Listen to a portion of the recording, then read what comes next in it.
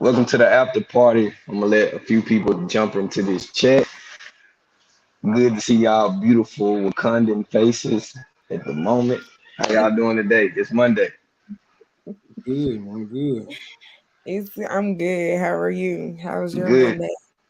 It's going great. And then my phone blowing up with questions and everything from the think tank, so that's a Girl, good thing. So, Yeah. man, shout out to God for the interaction, and yeah. hopefully the questions start rolling in.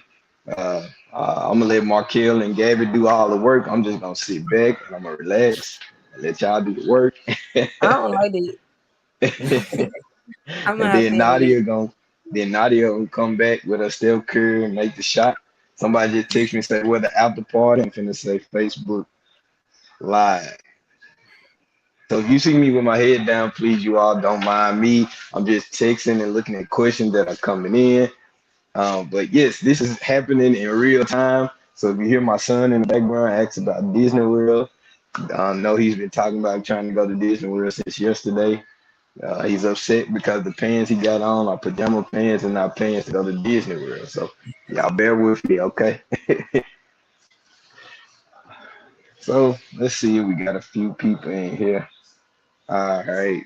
So we got the Facebook group, BMBC youth. We got everybody in here. And so to let others know that are tuning in as people come in, uh, Brown Everywhere, young adults and Brown Everywhere has partnered together to do the after party. Everybody knows the online campus pastor is Pastor Petty, aka Pastor P. So teamed up with him to create this after party so we can be able to interact with each other. That way we can go more into discussion. Hey, Miss Patricia, hopefully you didn't had a great, beautiful Monday. Uh, oh wow. Oh, I got some questions, y'all, and they look a little spicy. So and then let me see. Got another question coming up. Oh wow. Oh yeah. It's gonna be good. So anything y'all want to say about the conversation before I start asking these questions real quick? Cause they coming in. No, I'm ready for the question. Now You you ready for asked, the yeah. you ready for the questions? Yeah, we ready for the question. Okay. Well, I'm gonna give you the easy one. I'm gonna give you an easy one right now. Okay. One of the ones that says, let me pull it up. As a black man at the age of 26, I feel like I have not gotten into the emotional side of my life. What was it that possibly, and this is for the males, what was it possibly that caused you to tap into that emotional side, or get better yet, embrace that emotional side? Oh, that's a good question. I don't know. I think when I was younger, growing up, man, like I was told a lot that I was emotional, because I used to always get mad at everything. I used to always be ready to fight. Uh, I was always the sibling who got picked on out of the group. You know what I'm saying? So, uh, I was always like that. But what helped me embrace it is just going back to what we talked about in the video. What helped me embrace it was knowing God and knowing that my emotion is not a bad thing. Like my emotion is natural, is something that comes to me naturally. And then also was another thing was, like I said about my pastor, he helped me to know, okay, well, if you're gonna be emotional, you need to be doing something with this emotion. Don't just be emotional, just to be emotional and not know how to direct your emotion. So I can just, credit God and then credit having somebody around me, kind of guiding me and helping me to guide my emotions, so to speak. Oh, that was good. That was a good answer, man. I think for me, when it came to me embracing my emotional side, I don't think I got into it really until I had my child, my first son, King. And I think that changed the way I looked at life. I got very emotional, like to the point where I've never watched Disney. I've never watched The Lion King the way I did as I have as a father. Like for real, like when Mufasa dies, like that part always made me cry. Back in the day, I used to be like, I ain't gonna cry, I ain't gonna cry. But now I just let it out. I just let it out because it's just something as a father trying to protect his son and doing whatever he can to protect his son. So now I've learned that I just accepted that I can be emotional. So I find myself watching movies where I cry.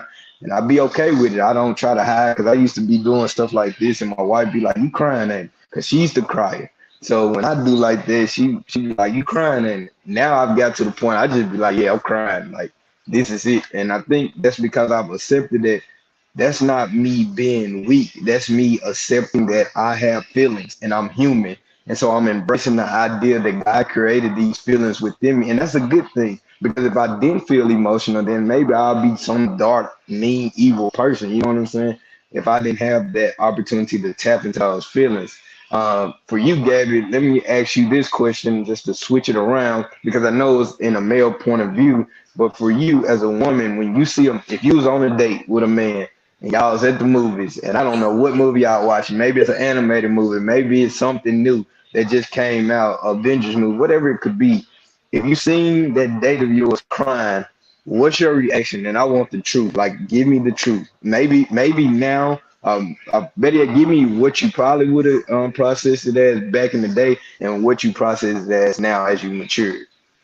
I think back in the day, well, being honest with you, both times, whether it was former me or current me, I probably would be very shocked just because I am used to men not sharing their emotions, especially when it comes to like quote unquote trivial things like television, or things that aren't quote unquote real, well, reality.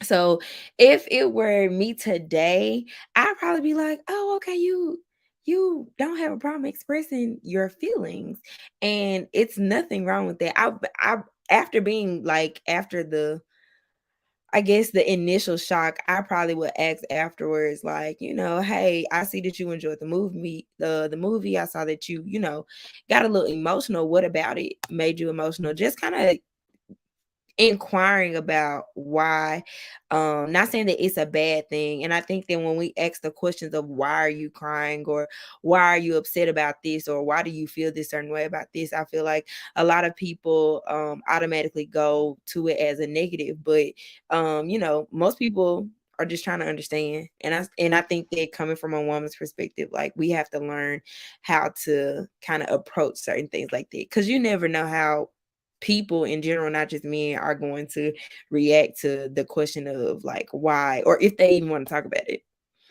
Well, you hit the nail on the head with that because I promise you, when it's and I still find myself doing that when my wife asks me, "Why are you crying?" I find myself getting a little offensive, even though that I'm embracing it. So, Markel, do you find yourself being the same way when it's happening to you? Say, for instance, if a woman or your significant other, she says, "Hey, why are you crying?" Do you find yourself getting defensive? Like, why are you asking me, am I crying? And I and because it hits on the nail on the head of what Gabby is saying, but Marquette, do you feel the same way, bro? Uh, well, right now, man, I've been single for a little second. I'm chilling. So I ain't really been around, somebody that admire in that kind of light, to be emotional around. But I just answer from the perspective of what do I think a woman might, you know, say in this situation. And to be honest, I don't know. On the one hand, I would love to say that I feel that a woman would accept it and be like, okay, cool, it was just a movie, or, they might have hit you or touched you in some kind of way.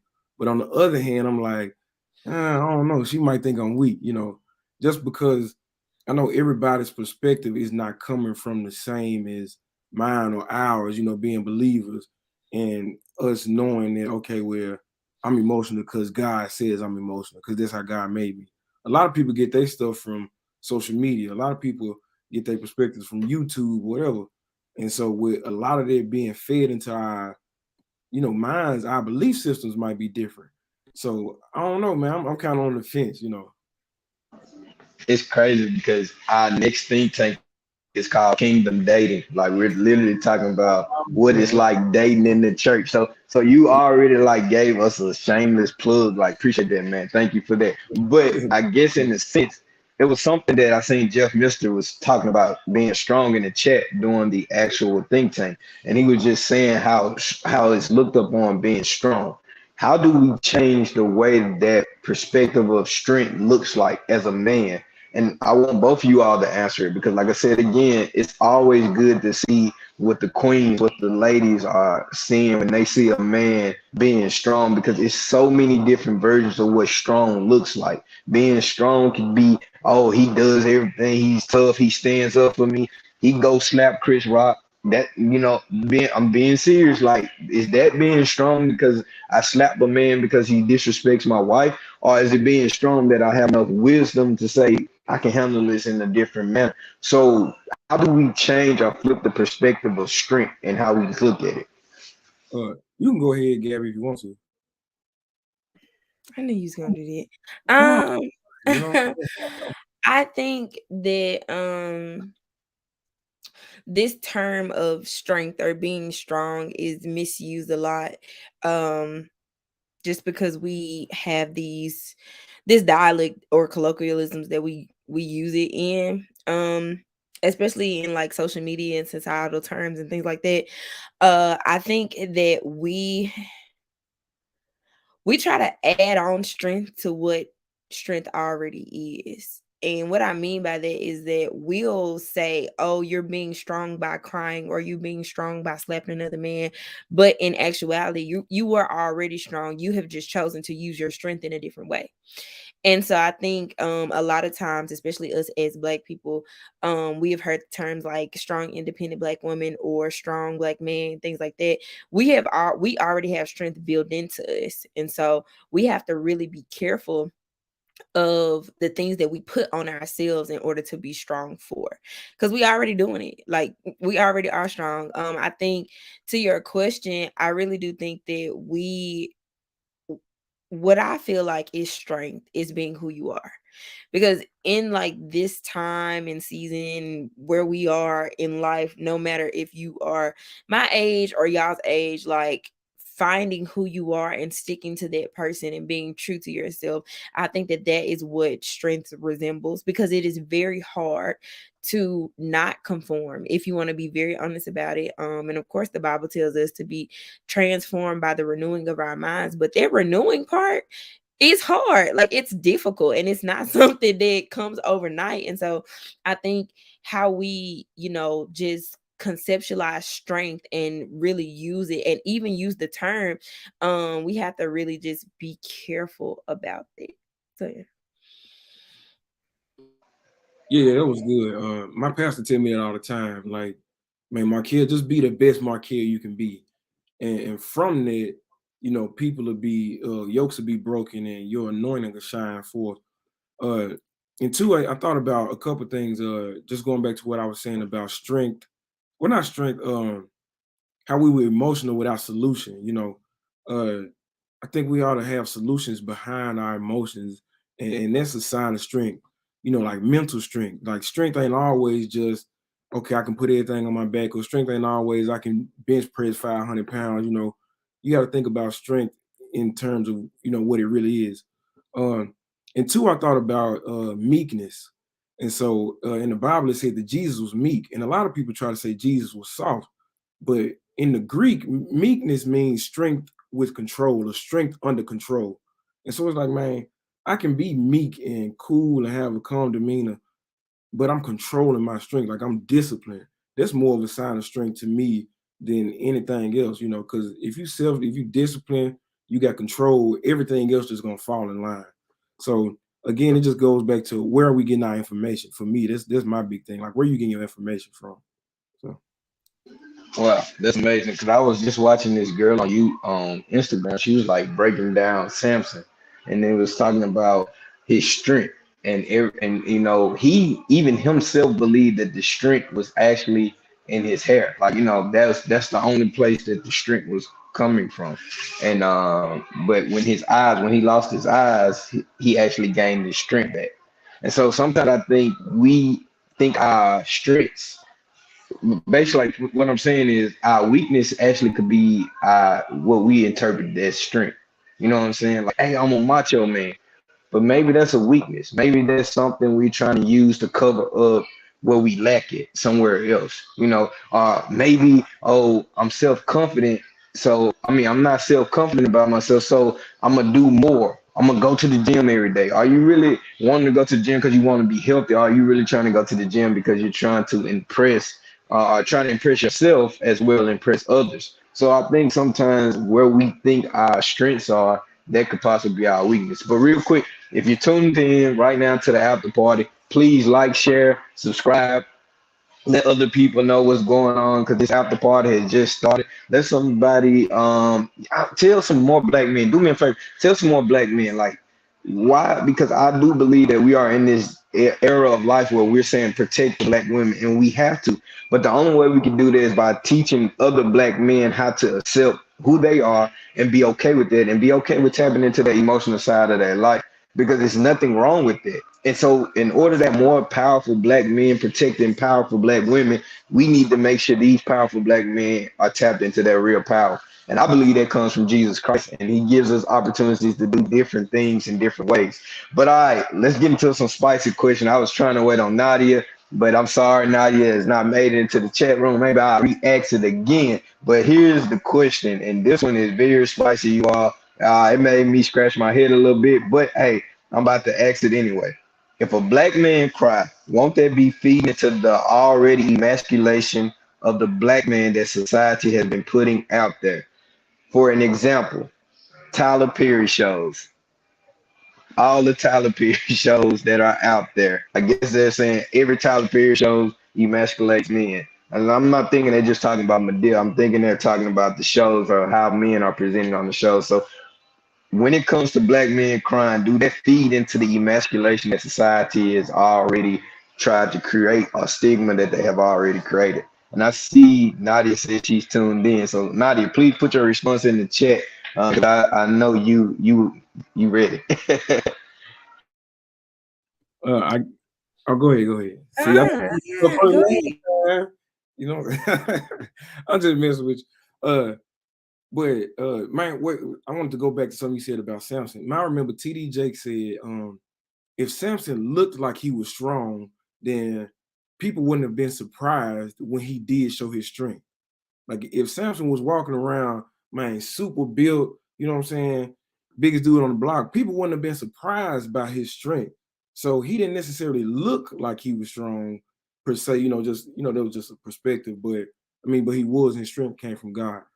But going to the whole Tyler Perry thing, I think it's a big difference between when black men cry and then the emasculation of black men.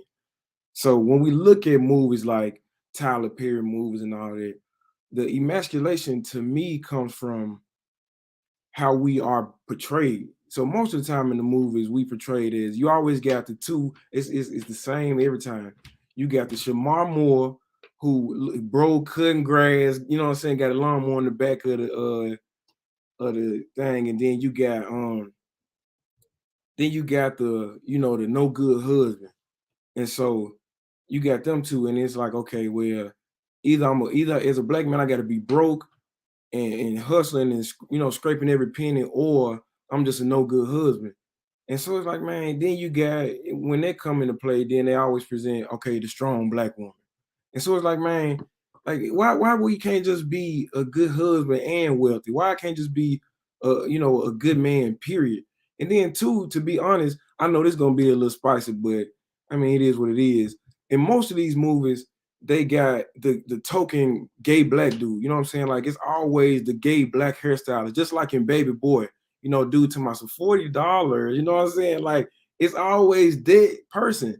So we never just strong, we never just wealthy, we never just good men in these movies. But that ain't got nothing to do with me crying at home, because I cried of joy. I cried earlier. I was listening to some kind of worship song. I was just in the car and I just thought, it came over me. And so it's like, man, that's why I keep going back to, where are we getting our information from? Like I can't stress that enough, man. Like me crying has nothing to do with who Tyler Perry chooses to put in the movie. So this is just my spiel. I definitely agree. The emasculation of black men and them crying are two totally different situations, and two totally different things. Like they don't even correlate. I think the overlapping that the question is trying to like express is really going back to the youth of Black men, and how when you are young, hypermasculinity is taught to you. It's saying that if you cry, you weak. If you are crying because you fail, you know what I'm saying, or and you're 3 years old, like you're not gonna cry because it's hurt, because it hurts. It goes all the way back to those types of things, and like using your same Markel, where you getting your information from, that's where it all is rooted. That's where the seed was planted, is when you were a kid. Because let's just think about it. If a little girl goes outside and she falls, it's, oh my God, are you okay? Do you need a band-aid? Come here, let me give you a hug. A little boy goes outside and he falls. I'll brush it off. You okay? You all right? You're not crying. What you crying for? Go back and run. And I think we take the humanity away from Black men so early, and that is what causes them to be so guarded and so just shut off from their emotions, and then they have to relearn how to be a human being. And one thing TT said earlier in our chat, she was like, why is crying a gender thing? And she was like, God gave men tear ducts too. Exactly. Like he gave us all the same, you know what I'm saying, emotions. He gave us the ability to feel. If he didn't, we wouldn't have books like Lamentations. We wouldn't have Psalms. We wouldn't have, stories that are telling us how people are weeping and crying out to God, and feeling anxious and insecure and emotional. Like, let's be very honest, in the Old Testament, the first, well, really almost all the books, there is a man in there upset about something. Let's be very honest about it. Somebody is in there. Like, you go to Moses, you can go to Gideon, Job, and all his friends was upset. Like, all of these men are expressing themselves, even going to the Messiah, even going to Jesus on the cross, he is weeping. So if we have this example of feeling, you know what I'm saying, of emotion from a man, you know what I'm saying, why would we separate it and make it something that is negative? So at the end of the day, I feel like we have to really reach back and say to little boys, like, it is okay for you to have feelings. It's literally okay, because you are a human being. Like, be that. Now, do I think that we, on both sides, for little girls and little boys, like, do I think that we have to teach them how to deal with their emotions? Of course. That's a part of life and a part of growing up, but it shouldn't be seen as a thing of, oh, it shouldn't be a gender thing. Like, it just shouldn't be, oh, girls cry and boys toughen it up and walk away. It's just not what it is. So what's crazy is I got two more spicy questions, and I love everything you all are saying. So Future, I don't know. Some people may be watching like, who is Future? You talking about actually past, present, future? No, I'm talking about this guy right here, Future. So he just dropped the album cover for his new album called "I Never Liked You." Somebody actually just asked, but why are the Future Hendrix winning in this world? I know we talked about toxic masculinity like in season one, but that goes to this. If emotions is okay, why is men like this guy, Future Hendrix, with an album called "I Never Liked You," seem like they're winning in this world? Influence is powerful, number one. Number two, groupthink is also powerful. Social media influences groupthink. That's what it does. That's what Twitter does. That's what Instagram does, Facebook, all of it. It influences how we think. And if we're going to grasp onto somebody else's way of life, how they feel about things, and to be honest with you, a lot of people are saying, or like, to the question, why are Future Hendrixes winning? It's because that's what people can relate to. They relate to Future, whether you believe it or not. Not all the money and the fame, but maybe all of the baby mamas and the stereotypical, like, hard shell he has. Because if we want to be very honest, he's still a person under all of that. Does he allow people to see that? No, because it's his image. His image is to not care about what women say, what people say. He wants other Black men to be like him. That's the point of him doing what he does. Like, I think the biggest part of this is that nobody wants to now step aside and say, oh, this really is messed up. Like how I'm thinking is really, it's not working. It looks cute and it sounds cute, and it works for future, but be honest, you're not future. And really, it's not working for future. If we really want to be very clear about this, future still don't have no girlfriend, he don't have no wife, he just got a whole bunch of kids and a whole bunch of money. And that's not to say that we don't know if he's happy, we don't know if he's doing things that makes him happy or fulfilled, we don't know anything. But from outside looking in, like, I just feel like the future hindrances of the world aren't winning. It's just a lot of them. Everybody wants to be the same. So, yeah. You got something on there, Markel? You already know I got something, man. That was good. That was good. I never heard it put like that, like groupthink, social media influences that. And you right, people just start to, I guess we call it bandwagon, when it comes to like sports and stuff. Like once somebody say something, it's gonna catch fire, and it just keep catching fire until it's out of control. And I think too, another thing why we feel like the futures of this world are winning is because of something else that we mentioned on the show, was fathers not being around and not having, not just your father being in the house with you, but your father actually being there and being present and teaching men how to be men. And so for all the young men watching out there, I'm gonna give y'all a plug. I'm gonna plug y'all in real quick. It's a book by Dr. Robert Glover called No More Mr. Nice Guy. Man, it changed my life. And the reason why I said that is because a lot of men, we growing up in households with our moms by ourselves. Just like for me, it was just me and one of my brothers and my mom who grew up in the house together. And a lot of my, traits and the way I thought was emotional and like how a woman would handle stuff. But after I got older and I read the book No More Mr. Nice Guy, I saw, okay, like you can be a man and be masculine without being toxic. And so I think at the end of the day, it all boils down to, okay, they just like the toxic behavior because it's flashy, look good, whatever. But man, if you a real man, you gonna stand out regardless. If you a real man standing beside Future, and especially a real man of God standing beside Future, you gonna win every time. Because obviously Sierra saw something different in Russell Wilson than she saw in Future. So that's my spiel on it. I like I what you do, said. Oh, my bad. Go my get. bad. I was just gonna say, I do want to add this, is that um the futures of the world are winning because people don't have real friends.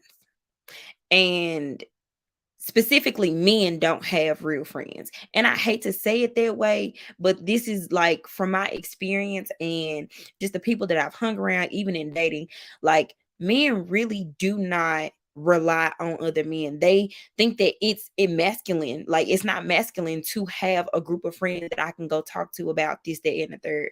What I'm struggling with, how I need to deal with this, to get advice and everything. Like men don't have friends, and that is frightening. Like that is very frightening to walk around life alone and by yourself. And so if you have no one to sit up and call you out on your stuff, of course you're gonna go to Future, of course you're gonna go to all these other people. Like you need people around you telling you about yourself 24/7, because Nadia does it to me 24/7. But as a man, like, you need other men around you, not just your father. And even if you didn't have your father, you know what I'm saying? Like you need friends, solid friends, stable friends around you to tell you, hey man, let's talk about this. Or to even just vent to. Like it's okay to have this session with your friends to say, listen, man, I'm going through this. I don't know how to deal with it. I just don't know. So, I think that there's something to look at too. I liked it, and I wish I had time. I'll share my testimony on that tape of what I learned, the power of accountability, and how God can work through that. But if you want to have that testimony, we could talk about it later at some time. If you see me in church, grab me to the side and say, hey, I want to talk to you about the accountability piece, because I don't mind sharing it. Trust me, my wife and people that played a part in it, they don't mind me sharing it. And believe that God wants me to share it too. So I got one more question over here, but if you all got questions, please let me know. Again, like, share, subscribe, tell a friend and tell a friend. make sure we share this because we want other people to be able to be a part of this chat. And if not, they can go back and rewatch the think tank and come back to after party and rewatch this as well. But here's the last question. Will Smith, I knew it was gonna come up. Somebody said when the person that's supposed to be beside you is not protecting you, how can you afford time to be emotional? When the person that is supposed to be protecting you, the person that's supposed to be protecting you is not protecting you, how can you afford the time to be emotional? I oh my I'm gonna let you all answer that because I have something about to say towards that because I think the way we view protection is so different. You know what I'm saying? And I knew Will Smith was gonna get brought up, somehow in some way. I tried to avoid him, but we can't. But when the person beside you or the person that's closer to you should be protecting you, it's not protecting you. How can you afford the opportunity to be emotional?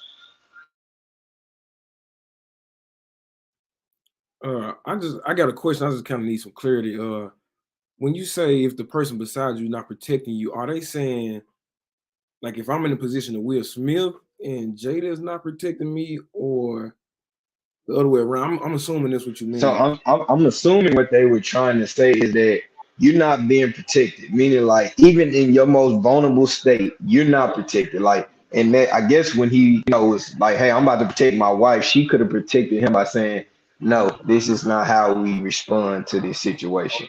So she's not protecting him when he's not in the right mental state. That's what I'm taking from the question. If not, please let me know and give some more clarification. But that's what I'm thinking they're trying to say. Okay. Well, in that case, that's where wisdom comes in.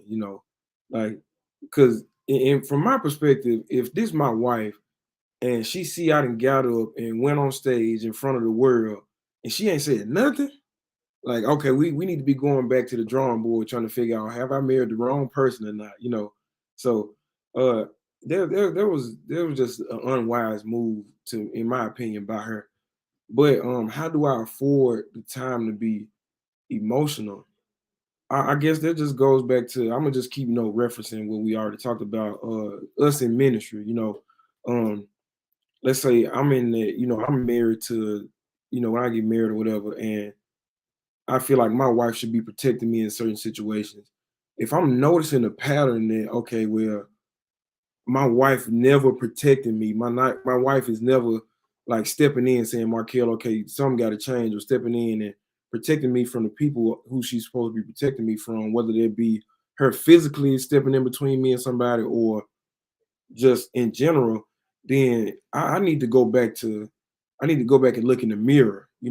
Did I really marry the right person? Like, is this the right person for me? And then two, going back to the Bible, going back to my source, that's where I go to be emotional. So if I feel like I can't be emotional and be protected by my wife, man, I'm going to God, and I'm going to God first anyway. So I mean, that's just me. Like, I'm going to God first. So even if my wife does fail to protect me, I always got a father I can count on no matter what the situation is, man. Like, for me, God is first, foremost, last, in the middle, all of it. So this is my little take. Um, that situation is very different and it is very touchy. And I say that because one, I am not married. So I do my best to keep my mouth off of people's relationships, especially married ones. But I think a lot of people are like, Jada should have said something to him. How do you anticipate the actions of another person? That's one thing. And I'm not siding with anybody. I'm not saying that anybody was right or wrong, but I'm saying just the questions. How do you anticipate the actions of another person? Whether you're married to them or not. You really can't. You can think about it and you can be like, they might react this way or this way. But in that moment, especially how fast that went, she did not have the bandwidth of time to say, hey, baby, don't do that. Like, she just didn't. I think when it comes to this protection that we're talking about, one thing that a couple of things I've learned about, you know, being married, because I do want to be married myself, is that there is a certain covering that comes with being married. So a man covers his wife and a wife covers her husband. And so one thing about Jada Pinkett Smith is that she has said something a couple of years back. She said that she stands 10 steps behind Will in order to see what is coming behind him, in front of him, and on the side of him. And that is the way that she protects him physically. And she does the same thing emotionally when it comes to him. And so that's something that I always have kept in mind, especially looking at their relationship. But when you are not afforded those spaces and those things, you have to find a way. And if the way is breaking up, I know we hate to say it, if you're not being protected, where do you go? And yes, God is our fortress and our refuge in a time of trouble. Don't get me wrong, but at some point we have to realize that God always gives us a way out of temptation, out of trouble, out of, trial and tribulation. And so I think when it comes to this thing of not being protected, there are signs to know when you are at risk. There are signs to know when the levees have been torn down. Like, you can see when something is going on, something is wrong. But when your relationship is so face forward, like theirs is, like out in the open in public, it's difficult to handle those situations. And so I really do think that Will, he reacted as the little boy that he has always felt himself to be. If you read his book, like, you'll understand and you'll know what I'm saying. He's always viewed himself as a coward, especially growing up. And so for him, he always wanted to protect the women in his life, and one of them being his mother. And so I think for him, it clicked in that moment. I cannot be a coward any longer, no matter what is going on. This is the woman that I am protecting, or that I feel like I have to protect. And so this is the way that I'm going to do it. And also just thinking about the things that go on in the book and how he explains his life. Violence is something that he saw in order to protect other people. So if that's what I've seen and that's what I know, that's what I'm going to use. For some people, it's not always prayer. And I think that that's something we have to figure out a way how to teach people. Prayer isn't always the first answer for some people.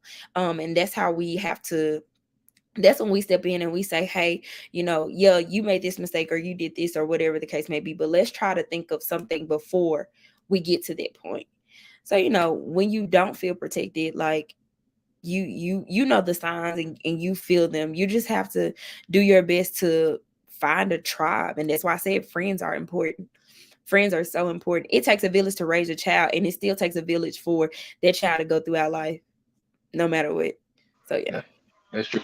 And I think the word protection, like I was saying earlier, like the way we define protection is different in different relationships. So the way somebody view protection in their relationship may be different from how you view protection in your relationship. I know, being married, I've been learning what my wife sees as actual protections, because sometimes in my mind, I thought getting away from confrontation is protecting her. But there's some times where I can't get away from the confrontation. Like, literally, like the Psalm 23 said, I got to walk through the valleys of the shadow of death. I got to walk through it. Like, I can't avoid it. I can't go over it. I can't get around it. Like, I really have to go through it, because if not, it lingers. It keeps going on. So also, you don't want your significant other never to feel unprotected, especially when you're married. Like, God has put you in a position as a husband, and I'm speaking to my brothers now.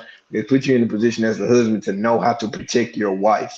And how you protect your wife, those come with conversation. No, not just, we always say communication is key, but comprehension is actually what opens the door to get to where you're trying to go. Because if you don't comprehend what's being communicated, then it sounds like a bunch of gibberish. So you have to have those conversations. What does protection really look like? Is it keeping me away from harm, or is it actually attacking the situation ahead?